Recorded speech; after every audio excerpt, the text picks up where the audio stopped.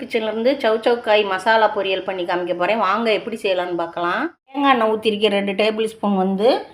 கடுகு போட்டுக்கிறேன் 1 ஸ்பூனு. பொரியட்டும். பொரியுது. உளுந்தம்பருப்பு சேர்த்துருக்கேன். உளுந்தம்பருப்பு நல்லா கலர் மாதிரி வரட்டும், வாசம் வரட்டும். நல்லா பொரிஞ்சிருச்சு. ஒரு பெரிய வெங்காயம் நறுக்குனதை சேர்க்குறேன். 2 கொத்து கருவேப்பிலை, ஒரே ஒரு மிளகா வத்தல் கிள்ளி போட்டிருக்கேன். நல்லா வதக்கிடுறேன். அளவுக்கு வதங்கினா போதும். இப்போ நறுக்கி வச்ச சவுக்காயை சேர்த்துடுறேன்.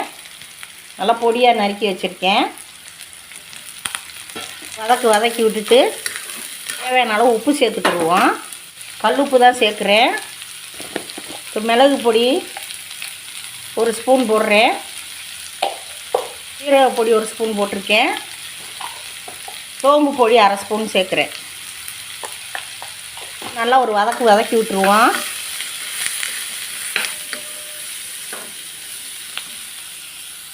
பொடி ஒரு 1/2 ஸ்பூன் போட்டிருக்கேன்.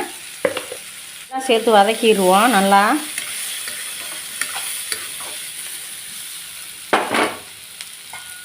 நான் அரிசி கழுகுன தண்ணி எடுத்து வச்சுருக்கேன். லேசாக தெளித்து விட்றேன். ஒரு கை தண்ணி, ரொம்பலாம் ஊற்றக்கூடாது தண்ணி, ஒரே ஒரு கை மட்டும்தான் தெளிக்கணும். இப்போ நம்ம ஒரு கிண்டி விட்டு மூடி வச்சு வேக வச்சுருவோம். பண்ணி பார்த்துருவோம். பாருங்க நல்லா வெந்துக்கிட்டு இருக்கு. இன்னும் கொஞ்சம் தண்ணியெல்லாம் சுண்டி வரட்டும். இப்படியே ஓப்பன் பண்ணி வச்சுருவோம். நல்லா தண்ணியெல்லாம் நல்லா சுண்டி வந்துருச்சு. இன்னும் பாருங்க.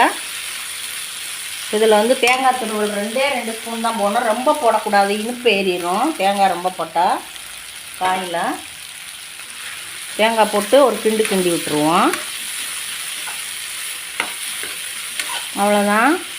சவுச்சவுக்காய் பொரியல் ரெடி ஆயிடுச்சு. மசாலா பொரியல் தயிர் சாதத்துக்கு, ரசம் சாதம் எல்லாத்துக்குமே சூட் ஆகும். பொரியல் ரெடி ஆயிடுச்சு. சவுக்காய் பொரியல். அடுப்பு ஆஃப் பண்ணிட்டேன். கிச்சன்லேருந்து சவுச்சவுக்காய் பொரியல் பண்ணி காமிச்சிருக்கேன் மசாலா போட்டு. நீங்களும் இதேமாரி செஞ்சு பாருங்கள். ஷீலு கிச்சனுக்கு லைக் பண்ணுங்கள், ஷேர் பண்ணுங்கள், சப்போர்ட் பண்ணுங்கள். நன்றி.